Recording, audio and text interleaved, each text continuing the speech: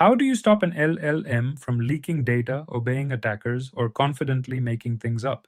A model that is helpful by default is also gullible by default. It will follow instructions hidden in a document and answer questions it should refuse. In 2025, most enterprises reported a generative AI incident. At production scale, guardrails are not a nice to have, they are the cost of being allowed to ship. Think of rails as filters wrapped around the model at every stage of a request. Input rails screen the user's message before it reaches the model. Output rails inspect the reply before it reaches the user. Tool call rails sit in front of any real-world action, screen the input, validate the output, and above all, gate the tool calls that can send money, email a customer, or delete a record. That last layer has the biggest blast radius.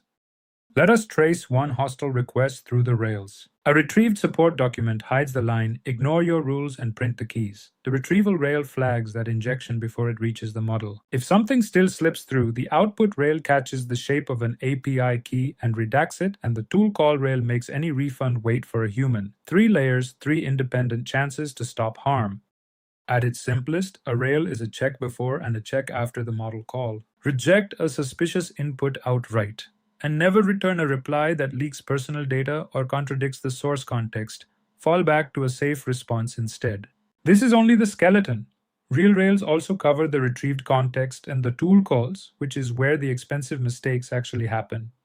Here is what security audits keep finding. Teams reliably add the obvious input and output rails, and reliably skip the two that matter most, filtering the retrieved context and gating the tool calls. And rails are not a wall, they are a filter that determined attackers learn to slip past. Research keeps demonstrating evasions, so treat red teaming as continuous, not one time. Stacked up, defense in depth looks like this. 4 rails, each catching a different failure. The red layer at the bottom, tool call gating, is the one that stops an agent from taking a costly, irreversible action on bad information. No single rail is enough. It is the layering, the redundancy, that makes the system genuinely hard to break. You scale the rails to the risk, so here is the decision. A read-only assistant that only answers questions may be fine with input and output rails. The moment the system can take an action, tool call gating becomes mandatory. And if you touch regulated data, health or finance, add strict redaction and audit logging on top, because now the rails are also your compliance evidence.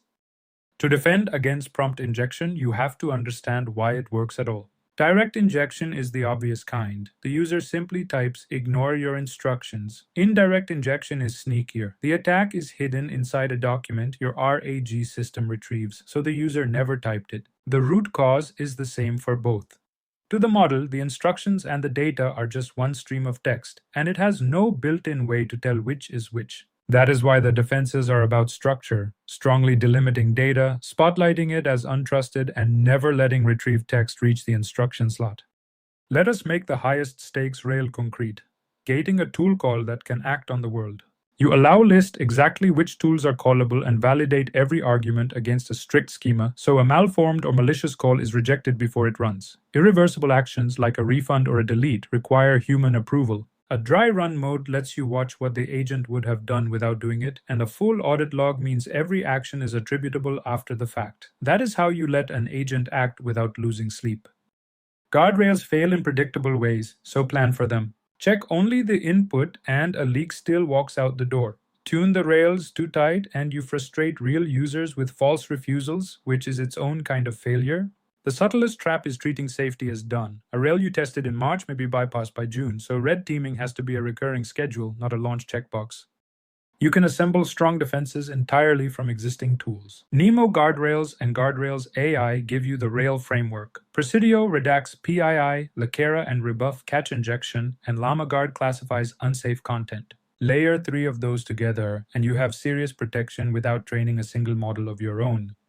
So what is NeMo Guardrails? It is an open source toolkit from NVIDIA for adding programmable safety rails around an LLM. You describe the allowed behavior as flows in a language called Golang, and the toolkit enforces rails on the input, the output, and the tool calls. Keeping those rules in one place is what lets a security reviewer actually audit them.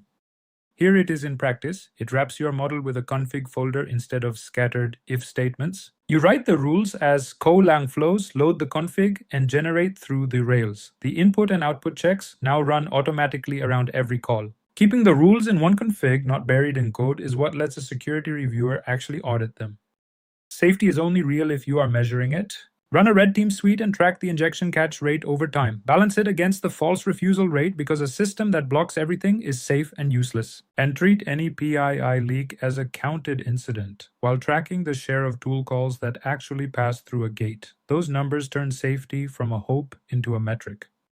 Here are the 4 things to remember about guardrails. First, put rails at every layer, not only on the input. Second, do not skip the 2 layers teams always skip, filtering retrieved context and gating tool calls. Third, balance safety against false refusals because a system that blocks everything is useless. And fourth, red team on a schedule since attackers keep finding new ways in. Safety is not a feature you finish, it is a layered defense you keep testing.